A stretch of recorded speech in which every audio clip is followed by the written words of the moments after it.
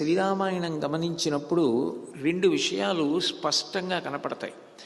రాముడు మాట్లాడుతున్నప్పుడు ఈ సృష్టిలో ఉన్నటువంటి ఏ ఒక్క ప్రాణిని కూడా ఇది పనికి మాలిన ప్రాణి అన్న మాట మాట్లాడ్డం, పనికి మాలినవాడు అన్న మాట అనడం.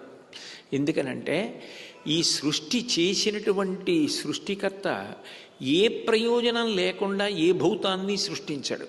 ఆయన సృష్టించాడు అంటే ఆ ప్రాణి వలన లోకానికి ఏదో ప్రయోజనం ఉంది. ఏ ప్రయోజనం లేకుండా అస్తవ్యస్తంగా అయోమయంగా సృష్టి జరగదు. ఇంత గొప్ప సృష్టి చేసిన భగవంతుణ్ణి నింద చెయ్యడమే ఒక వ్యక్తిని పట్టుకుని పనికి మాలిన వాడిని ప్రతిపాదించడం.